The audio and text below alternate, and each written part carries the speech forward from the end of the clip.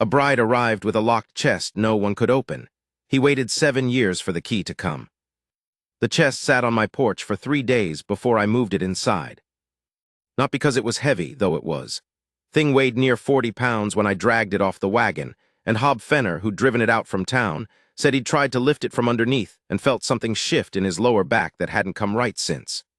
No, I left it out there because I wasn't sure what to do with it, and I've always been a man who finds it easier to think when he doesn't have to look at the thing he's thinking about. She hadn't come with it. That was the part nobody in Granger's flat seemed to understand.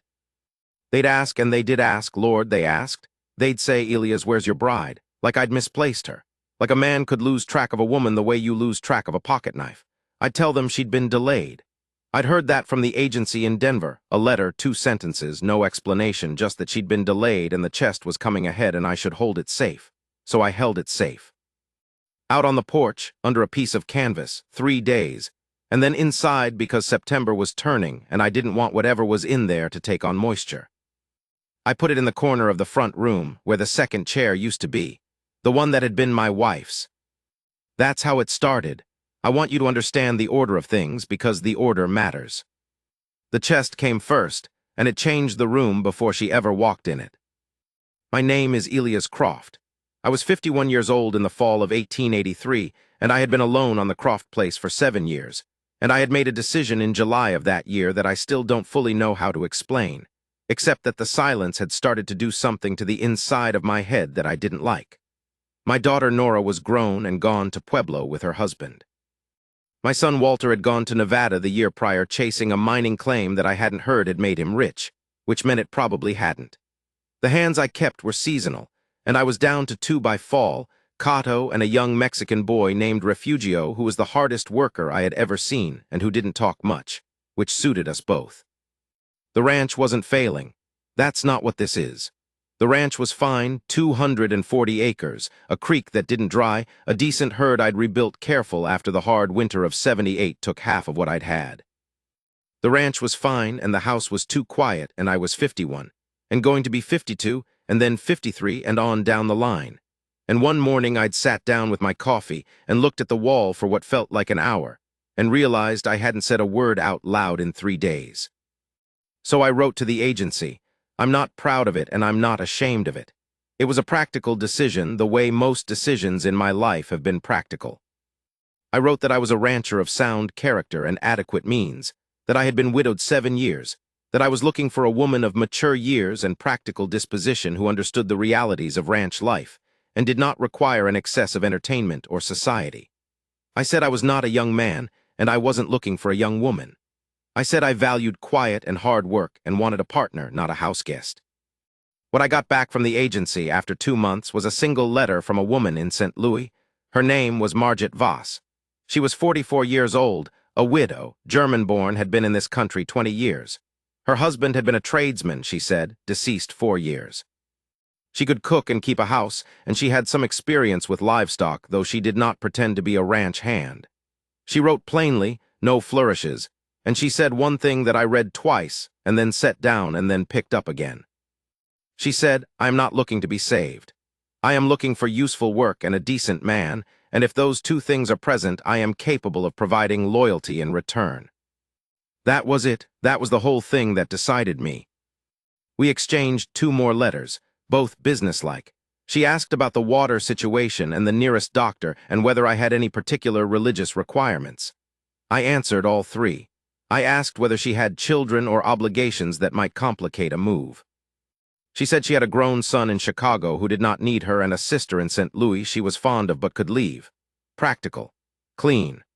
I told the agency yes, and the agency handled the arrangements, and 6 weeks later a 40-pound chest arrived on a wagon without a woman attached to it and a letter that said delayed. That was the 1st of September. She arrived on the 14th of October.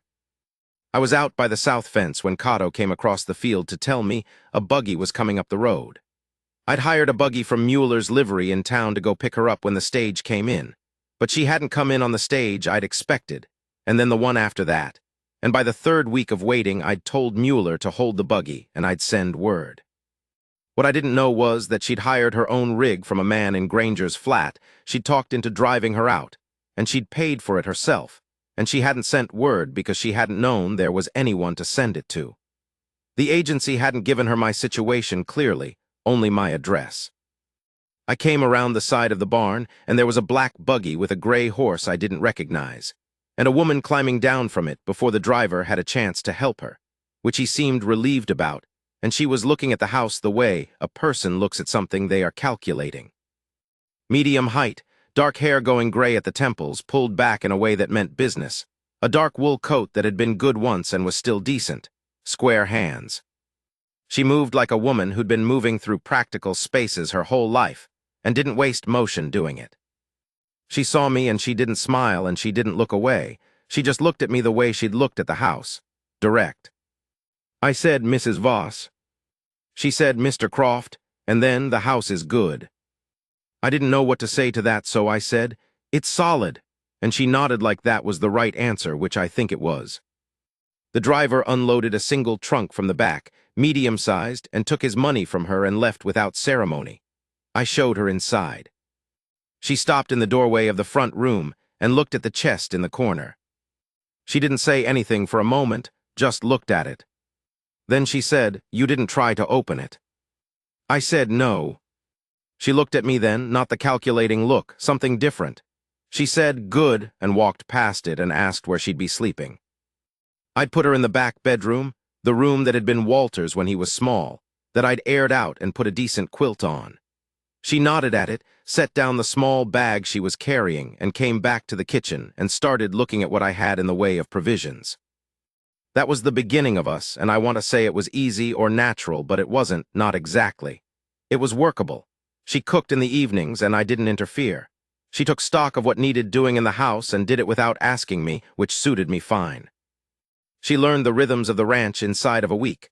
When Cato and Refugio came in for meals, when I'd be out, when I'd be in the barn, when it was a good time to speak, and when it wasn't. She seemed to have an instinct for that last one, which I was grateful for. The chest sat in the corner. I want to be careful here about how I describe those first weeks because I know how it sounds and I want to be accurate. We were strangers. We were strangers who'd agreed to a shared arrangement and were figuring out the terms of it, and there was a decency to that, to both of us being honest about what it was. She didn't pretend to warmth she didn't feel yet, and I didn't pretend to ease I didn't have. We were two people who'd been alone a long time, eating supper at the same table, and we were both being careful not to assume more than what was there. But the chest was there. I noticed she never touched it, set her trunk right across the room from it as far as it could get. If she passed near it, she didn't slow down. Cato, who had a nose for things that didn't fit, asked me one morning what was in it, and I told him I didn't know. He gave me a look and didn't say anything else. The first time she and I talked about it was about 3 weeks after she arrived. We'd had a hard day. One of the young steers had gotten into some bad ground cover by the creek, and we'd lost half the afternoon getting him clear. And she'd been out there helping, up to her boots in creek mud, not because I'd asked her, but because she'd seen the trouble from the kitchen window and come out. She and Refugio had gotten ropes on the animal from the north side while I worked the south, and by the time we had him free it was past 4 and turning cold. She'd made coffee and we were at the table, and it was quiet, and I said, without planning to, "You don't have to tell me what's in it." She wrapped both hands around her mug. She had a habit of doing that, holding things with both hands, and I'd started to notice it. She said, "I know I don't." I said, "I just wanted you to know that." She was quiet for a moment. Then she said, "My husband had a brother, Aldrich. He was a difficult man." She stopped. "When Carl died, Aldrich believed there were things that should have come to him. Documents, certificates. I'm not going to say the details because the details aren't what matters. What matters is that Aldrich is the kind of man who finds things, and what is in the chest is not for him to find." I thought about that. I said, "Is he looking?" "He was," she said. "Whether he still is, I don't know." "And the key?" She looked at me. "With someone I trust," she said. "Someone who is not me, so if Aldrich found me, he would find only the chest and not the means to open it." I didn't ask who. I said, "All right." She said, "You're not going to ask." I said, "You'll tell me what you want me to know." She held the mug tighter for a moment, and then something in her face shifted, not dramatic, nothing you'd call a scene, just a small relaxing of something that had been held for a long time. She said, "Carl's brother and I were in a legal dispute for 2 years before I left St. Louis. I wanted to be somewhere he couldn't serve papers, somewhere no one would think to look for a woman of my description. She looked at the tabletop. I should have told you this before I came, in the letters, I know that.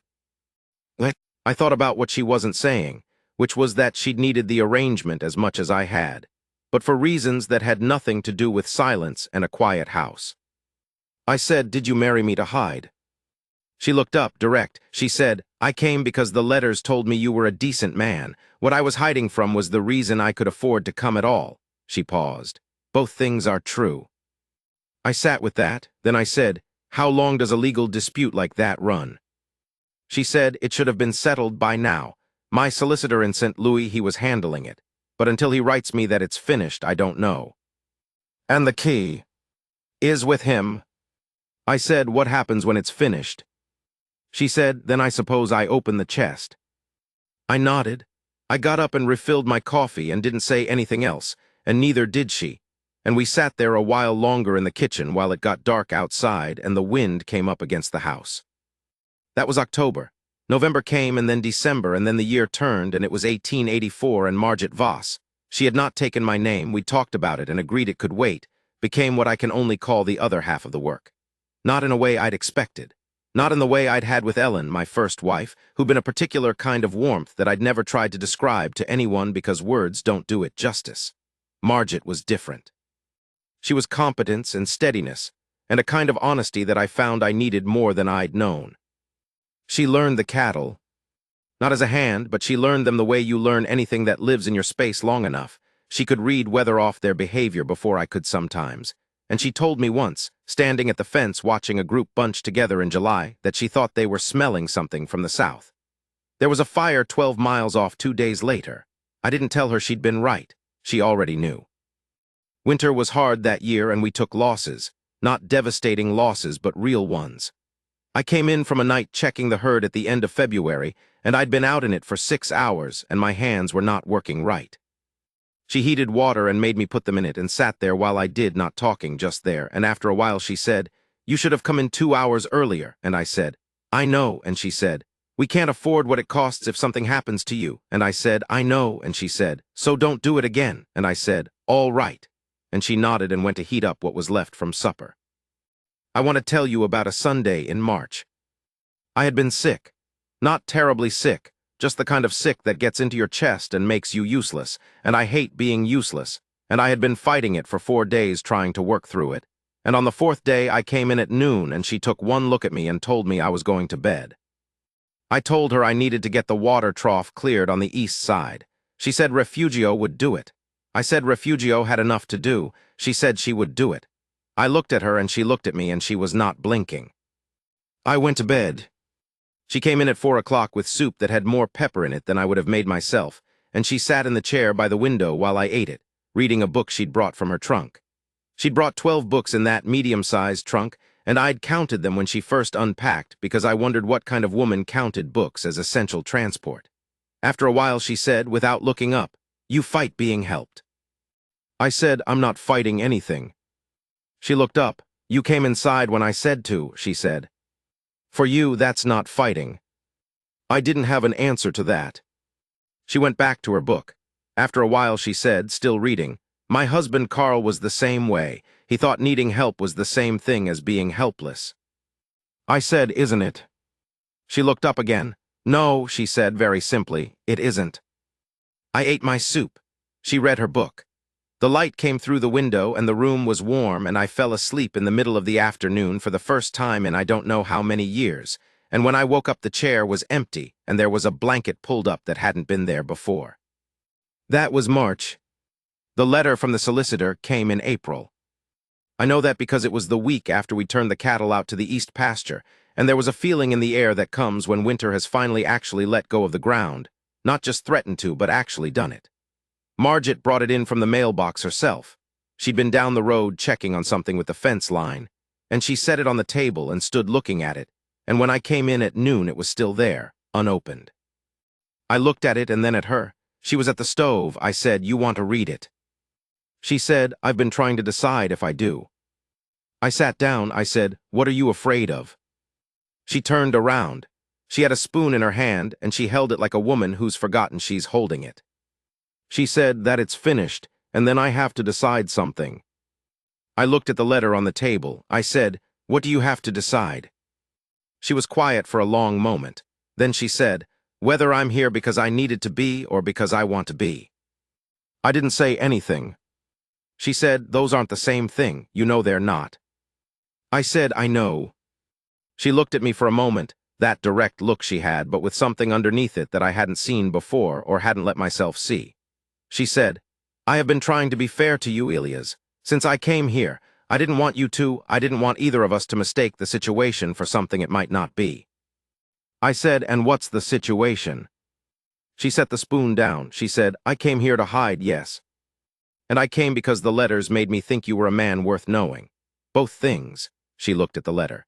"If that letter says the dispute is settled, I could leave. I could go to Chicago to my son or back to St. Louis or wherever. I have the means to do that now because whatever's in that chest, if Aldrich can't touch it anymore, it becomes mine, and it's enough to live on." I said, "I see." She said, "No, you don't." Firm, not unkind. "What I'm telling you is that I'm not going to leave. I'm telling you so that you know it's a choice, not a necessity. I'm staying because I want to stay, and I wanted you to know the difference." I looked at her for a while. I said, "Why?" She said, "Because you deserve to know you're chosen, not tolerated. Not convenient." She picked up the spoon again, looked at it, set it down differently. "You're a decent man, Elias Croft, and you've been decent to me since I set foot in this house, and you deserve to know you're chosen." I don't have a clean way to describe what happened in me when she said that. It wasn't like anything I remembered feeling, or not recently. It was the kind of thing that happens below the level of words. Something that had been braced against something else for a long time just stops bracing, and you feel the release of it before you understand what it was. I said, "Open the letter." She opened it, read it standing at the table. I watched her face, the careful, contained face, and I saw something move through it like weather. When she finished, she folded it and set it down and put both hands flat on the table and breathed out slow. She said, "It's done." I said, "Good." She said, "Aldrich settled. It took 4 years and the threat of a federal judge and apparently the testimony of 3 people I'd never heard of, but he settled." She looked at the letter again. "The key is coming with a messenger from Denver, 6 to 8 days." I said, "All right." She looked at me. "All right," she said, like she was testing the weight of those 2 words, like she'd expected something different. I said, "You told me you're staying." She said, "Yes." I said, "Then all right." She stood there for a moment, and then she did something she hadn't done before, not in the 7 months since she'd arrived. She came around the table and she put her hand on my shoulder. Just set it there, solid and warm, her square hand on my shoulder, and she held it there for 3 or 4 seconds, and then she went back to the stove. That was enough, you understand me, that was enough. The messenger came from Denver on the 9th day. A young man who was nervous about crossing the property with the seriousness of his errand, and relaxed about it in roughly equal measure. And he handed Margit a small envelope, and she signed something, and he left. She put the envelope in her coat pocket and wore it there the rest of the day, and at supper she set it on the table, and after supper she set the chest on the table, and she looked at me and said, "Do you want to be here for this?" I said, "Only if you want me to be." She said, "I do." The key was small, brass, old-looking, nothing special to look at. She put it in the lock and turned it, and it opened without much resistance for a lock that hadn't been turned in probably a year. I'm not going to tell you everything that was in the chest, because some of it is her business and not mine to share even now. I'll tell you what mattered. There were papers.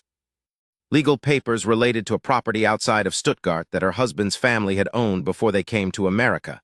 Papers that Aldrich had been claiming were forged in order to get his hands on the American assets. A building in St. Louis. A modest one, the income from which had been Margit's for 4 years, and which Aldrich had been trying to prove wasn't rightfully hers. There were letters, old ones, in German that I couldn't read, and a photograph of a man I took to be her late husband, and a small leather pouch that she looked at for a moment and then set aside without opening, and a child's shoe, one shoe, very small, and she held that for a long time without explaining it, and I didn't ask. There was also a deed. American clear for the building in St. Louis, with her name on it in language that her solicitor had apparently made absolutely airtight, which was the point of the whole fight. She set the deed on the table and looked at it. I looked at it too. After a while she said, "I have been carrying this for 5 years. First the fight, then the travel, then here. All this time not knowing if I'd be carrying it forever." I said, "You're not carrying it anymore." She was quiet.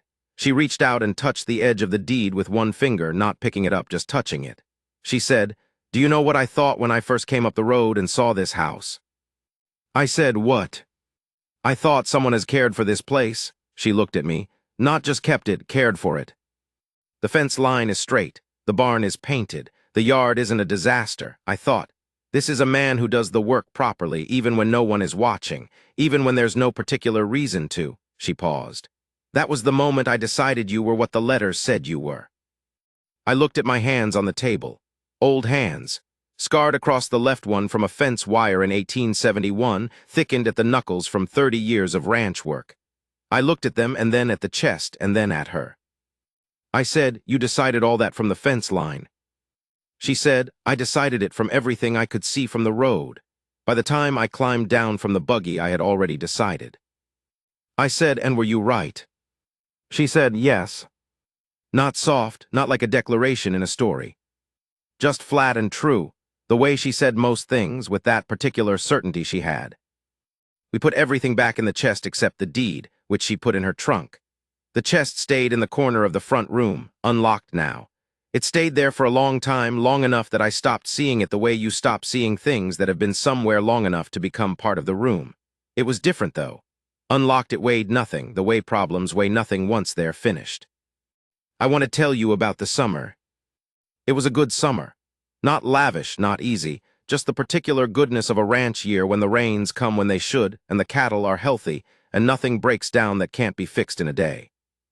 Margit took over what she called the kitchen garden with a seriousness that impressed me. She had strong opinions about the proper spacing of things, and she communicated these opinions to the garden itself in German when she thought no one was listening, which I found out because I came around the corner of the house one afternoon and heard her delivering what sounded like a lecture to the tomato plants. I didn't say anything. I turned around and went back the way I came and gave her the privacy of it.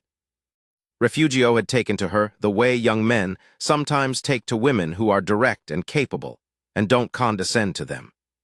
She'd learned some Spanish over the winter. She wouldn't say where, I think from a book she'd had in the trunk.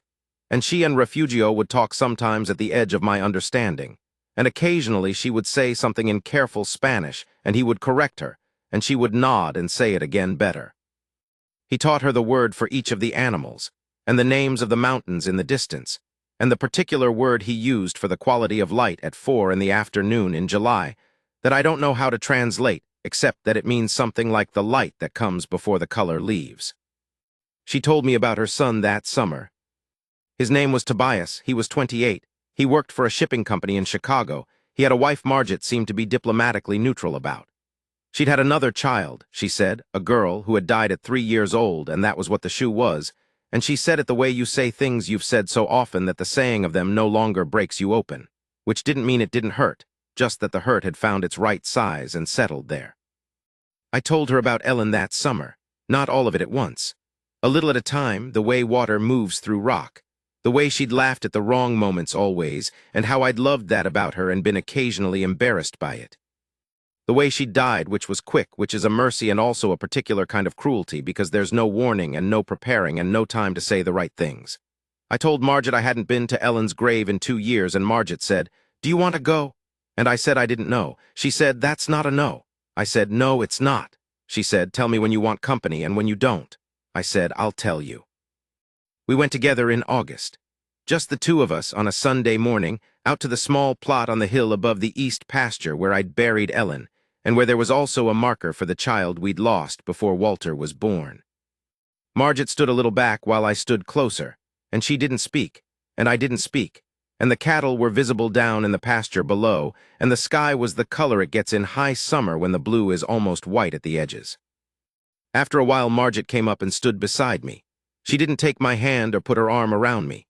She just stood there, solid and quiet, close enough that I could feel the warmth of her in the morning air. I said after a while, "She would have liked you." Margit said, "I doubt that." I looked at her. She was almost smiling. She said, Women rarely like the women who come after them, but I think she would have respected me, and I think I would have respected her. That seems like enough. I thought about that, then I said, yeah. That's enough. She looked at the marker for a moment more. She said quietly, she made you this place. Whatever you are here, whatever you built, she's part of that. She paused. I didn't come here to replace anyone. I came here to add to what's already here, if that's all right. I said, it's all right. She nodded, and we walked back down the hill. That was August. September came, 1 year from when the chest had arrived on the porch, and I found myself thinking about that morning, coming up from the barn to find Hob Fenner's wagon in the yard and a canvas-covered thing that didn't make any sense yet. How I'd stood looking at it. How the corner of the front room had felt different with it there, like the weight of an unanswered question. I was thinking about it at the kitchen table one evening, and Margit came in from outside. She'd been checking the root cellar. We were starting to put things up for winter. And she saw me sitting there not doing anything, and she sat down across from me and poured herself the last of the coffee. She said, "What are you thinking about?" I said, "The chest." She looked at it in the corner, unlocked, lid down, just sitting there. She said, "What about it?" I said, "When it came, before you did, I left it on the porch 3 days. She said, "I know. Hob Fenner told someone in town, and someone told me." I said, "I didn't open it." She said, "I know." I said, "I thought about it. Someone told me there were ways to open a lock like that without the key. A man named Garrett who ran the hardware in town said he could probably do it. I told him no." She was looking at me over her coffee mug. I said, "I don't know exactly why I told him no. It wasn't mine to open." She set the mug down. She said, "That's why." I said, "What?" She said, "That's why you're the man you are, because you understood that. Most men wouldn't. Most men would have said, it's on my property, I have a right. Or they'd have convinced themselves it was for safety reasons or practical reasons or some other reason that adds up to, I want to and I'm going to." She looked at me. "You left it on the porch, and then you brought it inside to keep it dry, and you didn't touch it." I said, "It was your thing." She said, "Yes." She picked up her mug again. Held it with both hands. "Elias, can I tell you something I've been thinking about telling you for a while?" I said, "Go ahead." She said, "When I came here, when I got off that buggy and I saw you standing there, you looked like a man who was trying very hard not to hope for anything." I didn't say anything. She said, "I recognize that. I've looked like that. It's what a person looks like when they've been disappointed enough that hope starts to feel like the problem instead of the solution." She paused. "I thought, if this works, it's going to take a while, because there's a layer of scar on this man that didn't get there overnight." I said, "I'm not scarred." She said, "You are." No argument in it, just fact. "And there's nothing wrong with that. I am too. We both are. That's part of what makes us capable of being honest with each other, I think. We're not young enough to pretend." I looked at the chest, then back at her. I said, "What else have you been thinking of telling me?" She set the mug down again. She looked at me straight, that direct look that had been the first thing I'd noticed, and that I'd come to rely on the way you rely on something that doesn't move when everything else does. She said that I'm glad I came, not because of the legal situation. I could have resolved that another way eventually, because of this. She gestured small at the table, the kitchen, the house. "Because of you.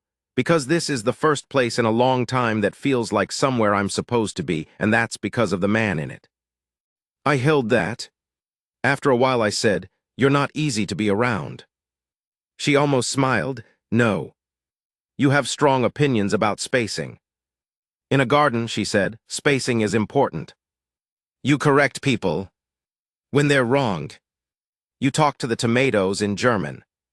She was quiet for a second, then she said, "I didn't know you heard that."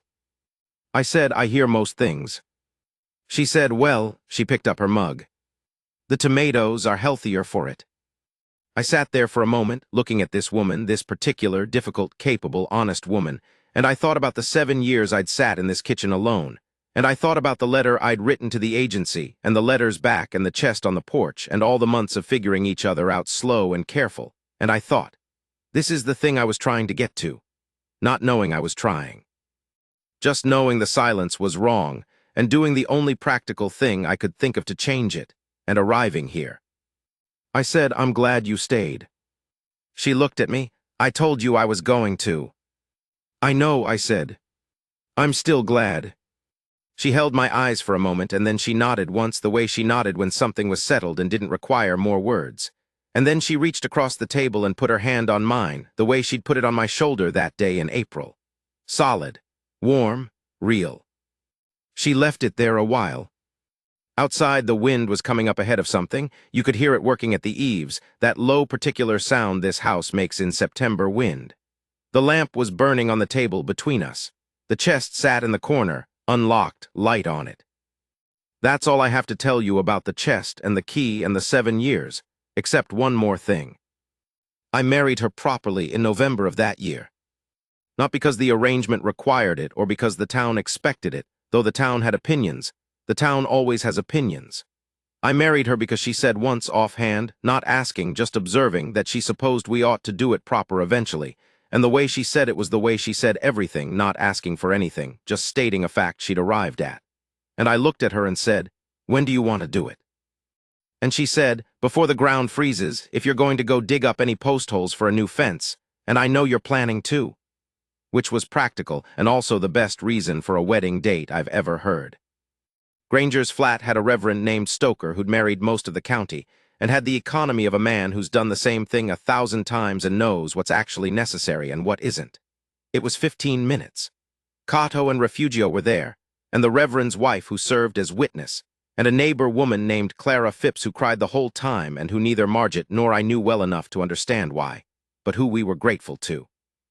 Margit wore the dark wool coat she'd arrived in, which she'd had cleaned and pressed, and a different blouse beneath it. She'd done something with her hair I hadn't seen before. She looked like herself, only more so. She looked like a woman who decided something and was at peace with the decision. She stood beside me in front of old Reverend Stoker, and she looked at me the way she'd looked at the house the day she arrived, that calm, clear, taking stock look, and I met it, and I thought, this is what I wanted, this particular thing. A woman looking at me like she knows what she's getting and has decided it's worth getting. When Stoker said the words about taking this man and she said I do, she didn't look at Stoker. She looked at me. That was enough for a lifetime. You understand me, that right there. We ate supper together that evening, the 4 of us. Cato and Refugio had stayed, and Margit had made a particular cake she only made on what she called occasions, heavy and dark with things I didn't know the names of and could never have identified if you'd asked me to. But that was the best thing I ever ate. Clara Phipps ate 2 pieces and cried a little more and left. Cato told a story about a mule he'd known in Texas that I'd heard 4 times and that got funnier each time. Refugio laughed until he had to put his head down on the table. Margit watched all of this with her coffee and that slight almost smile she had, and once she reached out and put her hand on my forearm, easy, without looking at me, just there. The chest, you ask? I know you're wondering. We moved it to the bedroom eventually. Not because it needed to be there, just because the front room looked better without it and the corner could hold the second chair again, which was where it had belonged. The chest sat at the foot of the bed against the wall, unlocked. She put things in it, not the original things, which were in the trunk or in the case of the deed, properly filed through her solicitor, just ordinary things. An extra blanket, a book she'd finished but wanted to keep. The small pouch she'd never opened in front of me and I'd never asked about, though I knew eventually she'd tell me what was in it or she wouldn't. A pair of work gloves that were mine, that I'd set down somewhere in the bedroom and that migrated there over time. The shoe, too. That stayed in there, wrapped in a piece of flannel. I'd find myself sometimes going to the chest for the blanket or the gloves, and I'd think about that first morning. The canvas on the porch, Hob Fenner's wagon pulling away, the weight of 40 pounds and something shifting inside when you tilted it. And then I'd think about the key, small brass key, turning in the lock without much resistance. 7 years I waited for the key to come. I wasn't waiting, that's not how I would have described it then. Then I would have said I was just living, just working, just getting through the time. But looking back, I know there was something in me that was held, the way the chest was held, closed and waiting and carrying something that hadn't found its right home yet. She found it. That's all I know how to say. She came up the road in a hired buggy with a locked chest that belonged to her and nowhere particular she was supposed to be. And she climbed down before the driver could help her, and she looked at the house and said it was good. And she was right, and so was I once she got here. The mountain to the north of us has a particular look in early November when the first snow comes and the light is very clear. You can see the shape of it for the first time in months, the true shape, because the summer haze is gone and the air is cold enough to have no color of its own. Margit took to watching for that, the first clear November morning, standing at the kitchen window with her coffee held in both hands, watching the mountain show itself. She's watching it now. I'm looking at her. That's where I'll leave it.